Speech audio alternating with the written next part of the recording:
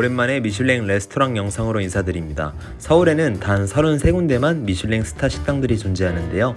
그중 오늘 소개해드릴 곳은 미슐랭 원스타를 받은 제로 컴플렉스입니다. 음식에도 다양한 파트가 있지만 여기 제로 컴플렉스의 요리 유형은 이노베이티브고요. 쉽게 얘기해서 양식이나 중식, 한식 등 한 나라 혹은 문화만의 색깔이 아닌 셰프 고유의 색깔이나 여러 나라의 방식을 담은 창작 요리를 뜻합니다. 제로 컴플렉스는 이충우 셰프가 운영하고 있으며 2021년에 이어 올해에도 미슐랭 원스타를 받을 정도로 6년 연속 미슐랭 원스타를 유지하고 있는 레스토랑인데요. 이 레스토랑은 특이하게 건물 앞에 온실을 만들어 각종 허브와 채소를 재배하여 재료 본연의 맛을 최대한 살리기 위한 조리법을 선보이고 있습니다. 이따 코스별 음식들을 보면 알겠지만 음식들마다 허브와 채소를 활용한 음식들이 대부분을 차지합니다.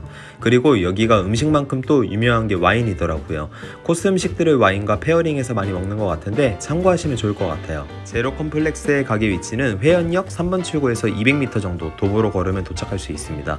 저는 이날 대중교통을 타고 방문했었는데 이게 남산타워랑 힐튼호텔 근처에 있는 오르막길에 위치해 있어서 식당 찾아가는데 애 좀 먹었던 기억이 나네요. 예약은 캐치 테이블을 통해 진행 가능하며 주말 같은 경우 최소 한두 달 전에는 예약을 하셔야 방문할 수 있으니 참고하시면 좋습니다. 식당은 피크닉 건물에 위치해 있고 지하 1층은 소품샵, 1층은 카페이며 제로 컴플렉스는 엘리베이터를 타고 3층으로 올라가시면 됩니다. 식당에 입장하면 예약자 확인 후 자리로 안내해 주시는데요. 식당 외관은 미니멀하면서도 모던합니다. 사실 음식보다는 식당 분위기가 더 끌려서 왔었는데 생각했던 만큼 이쁘더라고요. 그런데 아쉬웠던 점이 있었습니다. 식당을 예약할 때 분명히 요청사항에 창문 쪽에 있는 자리로 배정해달라고 요청드렸었거든요. 그런데 제가 이날 배정받았던 자리는 식당 입구 바로 앞에 있는 가장 구석진 자리였습니다. 미슐랭 스타가 가지고 있는 의미가 음식뿐만 아니라 식당 분위기라든지 직원들의 서비스 등 전체적으로 우수하다는 뜻인데 제가 실망스러웠던 점은 구석 자리를 배정받은 것도 어느 정도 있지만 업장에서 미리 피드백이 없었다는 거예요. 가격대가 높은 고급 레스토랑인 만큼 저같이 평범한 사람들은 가끔 오는 식당이잖아요. 예약 당일 식당에서 자리가 없다고 듣는 것보다는 식당 측에서 미리 창가 쪽 자리가 없다고 전화라도 줬으면 어땠을까 싶습니다. 사실 미리 전화를 주셨으면 예약을 취소했을 것 같긴 한데 아무튼 개선이 필요하다고 생각해요. 이건 코스 시작 전에 미리 내주시는 메뉴 리스트예요. 각 코스별 나오는 음식들에 들어간 메인 재료들을 적어둔 겁니다. 에피타이저와 디저트 코스를 포함해서 6코스였고 별도로 마지막에 커피랑 다가를 내주시는데요. 여기는 코스별 추가 요금 없이 런치 12만원, 디너 18만원에 이용 가능합니다. 첫 번째 요리는 차가운 토마토를 갈아서 만든 가스파초예요.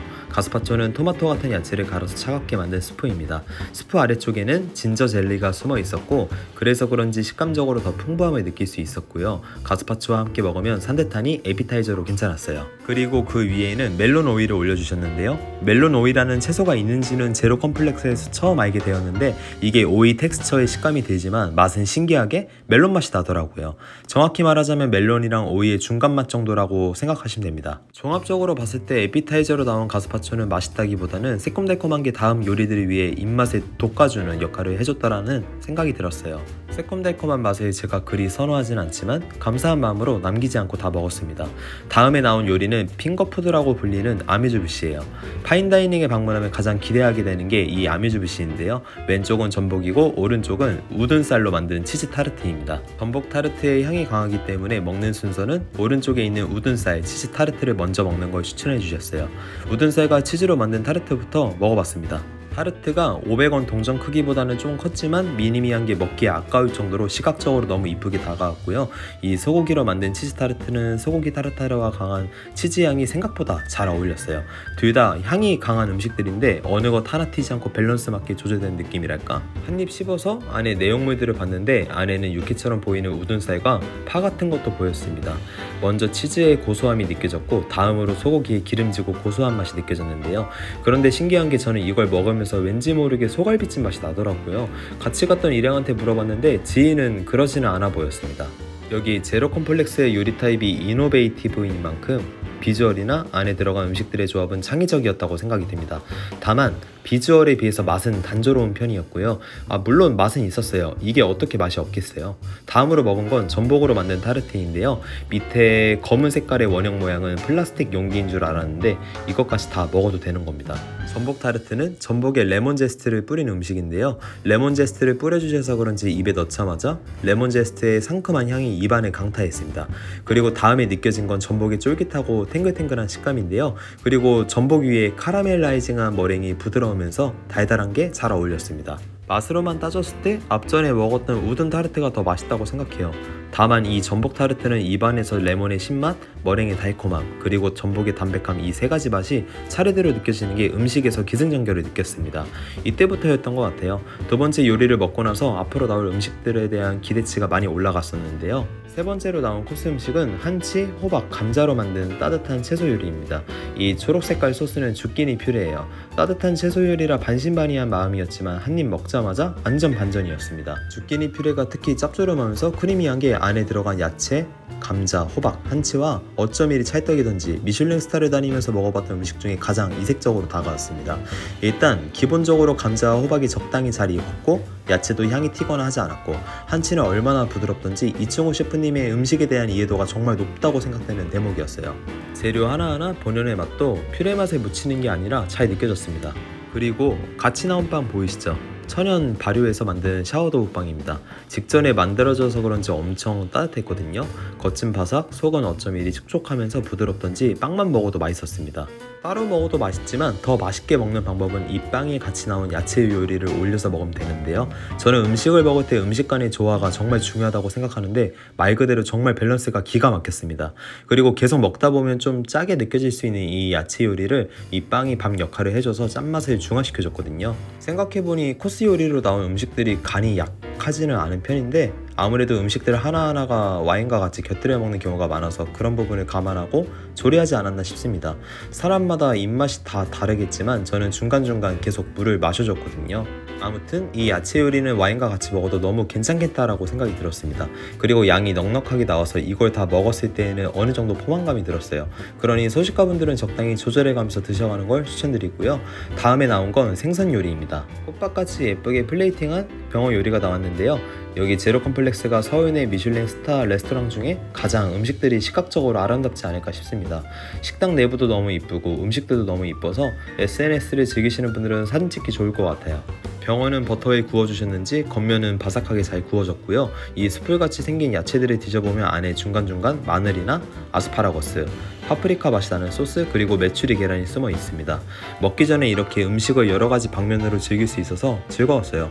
먹는 방법은 병어를 나이프로 썰어서 가니쉬 개념으로 나온 야채들과 같이 싸먹으면 되는데요. 이 병어는 버터에 구워주셔서 그런지 고소한 풍미가 느껴지고 겉은 바삭하면서 속은 얼마나 부드럽던지 뻔한 말이지만 정말 맛있었어요. 생선조림으로 먹었을 때 제가 가장 맛있어하는 생선이 이 병어인데 사실 어떻게 먹어도 맛있는 것 같습니다. 그리고 같이 나온 이 야채들이 제 역할을 해줬는데요. 병어 자체에 기름기가 많아서 자칫하면 느끼할 수가 있는데 같이 나온 야채들과 같이 싸먹으면 느끼함도 잡아주고 더 다채로운 맛으로 음식을 즐길 수 있습니다. 특히 아스파라거스를 씹었을 때 아삭아삭하면서 채즙이 나오는 게 엄청 만족스러웠고요. 여기 보이는 풀떼기들이 시중에서 굉장히 비싼 풀떼기라고 설명을 해주셨는데 이럴 때라도 야채를 먹어주면 건강해질 수 있으니 아낌없이 다 먹었습니다. 매콤한 맛이 나는 이 주황색 소스도 병어구이와 같이 먹으면 맛있었고요. 남기지 않고 다 먹었었네요. 이제 다섯 번째 코스 요리입니다. 메인 요리로 나온 건 숯불에서 구운 이베리코 스테이크인데요. 참고로 이베리코는 풀과 도토리 곡물 사료를 먹여 키운 스페인의 고급 돼지 품종입니다. 그 안에서도 품질에 따라 등급이 나눠지는데요. 사육기간과 먹이에 따라 베요타, 세보 데캄포, 세보 등급순으로 정해집니다. 이 이베리코 스테이크는 최고 등급인 베요타 등급이고요. 가끔 마트 같은 데나 쿠팡 같은 곳에서도 이베리코를 판매하는데 라벨을 자세히 보시면 고기 등급을 확인할 수 있으니 알고 있으면 유용한 정보입니다. 또 잡설이 길어졌는데 스테이크 안에 들어간 가니쉬로는 당근과 라비올리가 들어있었고 이 주황색깔 퓨레는 땅콩 소스라고 하네요. 정말 좋은 품질 등급의 이베리코에서는 소고기를 먹는 듯한 느낌이 드는데 먹기 전부터 가늠은 했지만 돼지에서 느낄 수 없는 소고기의 맛을 느낄 수 있었습니다.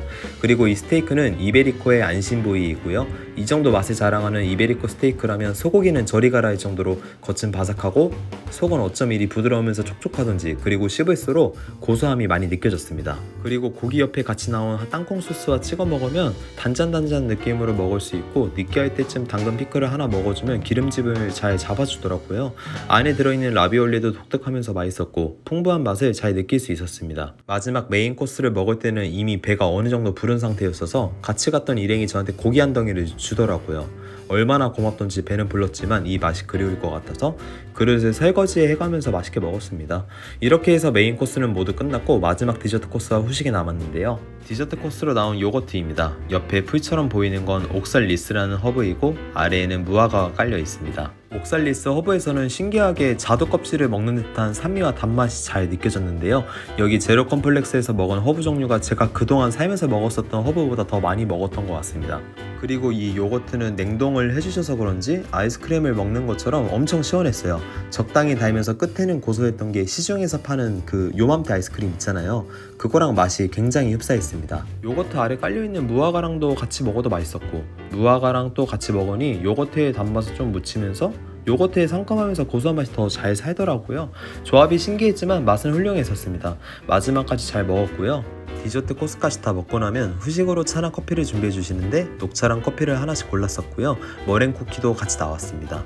커피는 산미가 굉장히 강하면서 과일 맛도 나고 하는 게 아라비카 원두였고요.